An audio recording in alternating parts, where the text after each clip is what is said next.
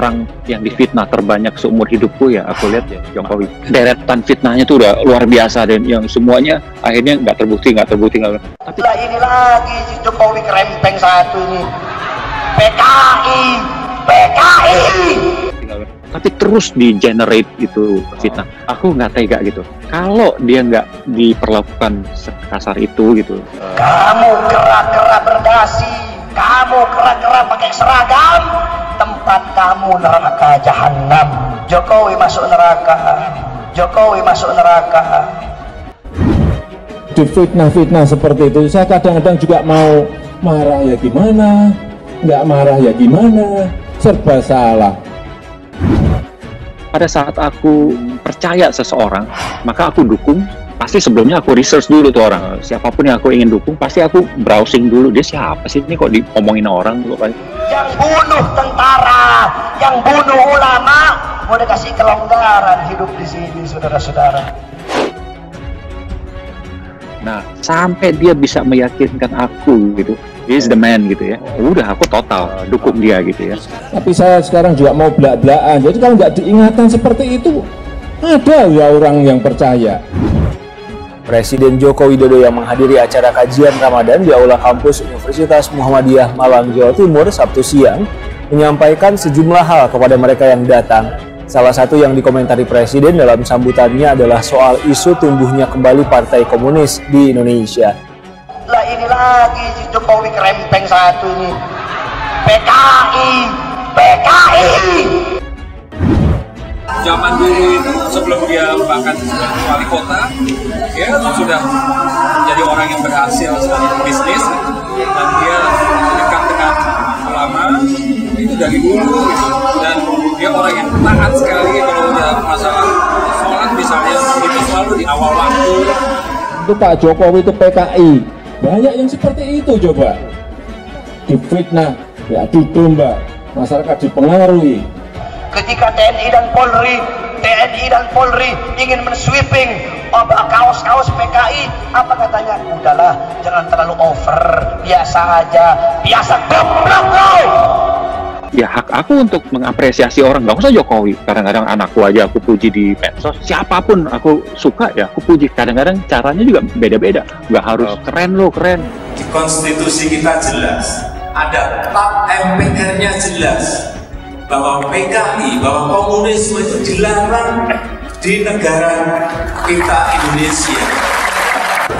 Jadi kalau ada, tunjukkan kepada kita, tunjukkan kepada saya gebuk detik itu juga. Payung hukumnya jelas kok sudah dilarang kok.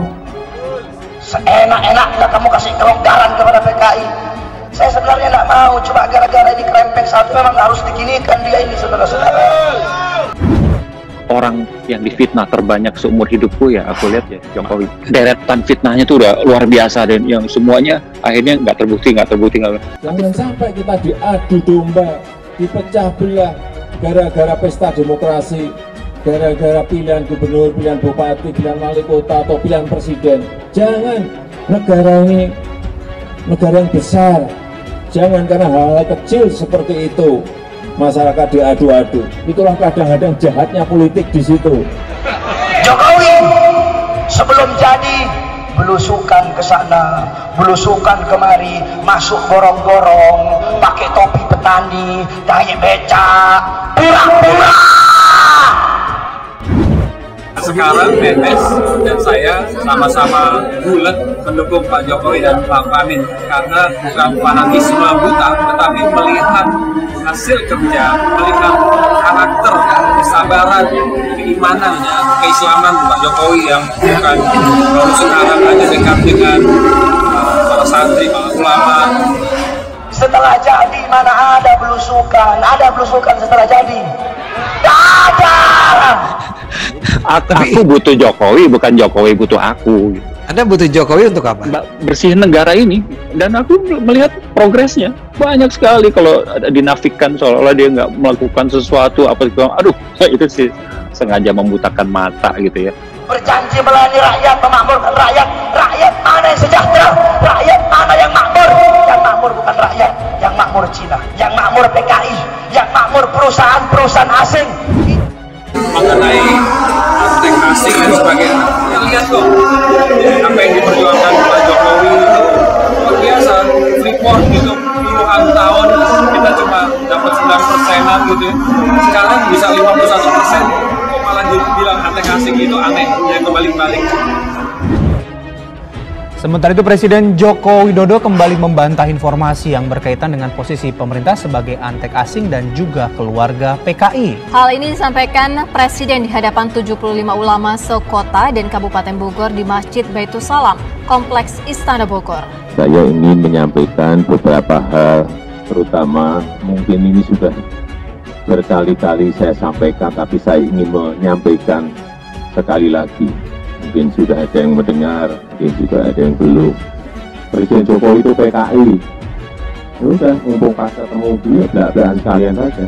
PKI dibubarkan tahun 65-66. Saya lahir tahun 61. Umur saya berarti pada saat itu baru 4 tahun. Kepada aktivis PKI Dalita. Kita menderita, kita susah, kita miskin, kita pribumi Indonesia menjadi budak di tanah air kita sendiri, saudara-saudara. Macam-macam yang Pak Jokowi tidak lakukan untuk bisa menguasai kembali sumber daya alam kita. Itu Keluarga saya Muslim, keluarga besar bapak ibu saya Muslim, keluarga kakek nenek saya Muslim semuanya. Silahkan tabayun ke Solo kalau pengen. Tapi bayar. Kamu kerak-kerak berdasi, kamu kerak-kerak pakai seragam, tempat kamu neraka jahanam. Jokowi masuk neraka. Presiden Joko Widodo mengundang perwakilan ulama dari 3 wilayah di Jawa Barat, yaitu wilayah Kota Depok, serta Kabupaten dan Kota Bogor, yang berjumlah 75 orang. Undangan ini berkaitan dengan perayaan Maulid Nabi Muhammad SAW di Istana Kepresidenan Bogor. Namun sebelum acara perayaan Maulid Nabi dimulai, Jokowi menyampaikan beberapa hal kepada perwakilan ulama. Jokowi mengaku perlu menyampaikan bantahannya terkait isu pemerintahan sebagai antek asing dan keluarga PKI yang disebutnya kerap muncul jelang masa Pilpres. tapi yang terbalik, maka kita makin yakin Pak Jokowi ini meskipun dibalik-balik, difitnah, dia tetap sabar. Pengkhianat bangsa, pengkhianat negara, pengkhianat rakyat kamu Jokowi.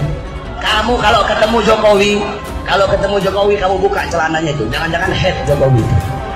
Kayaknya banci tuh.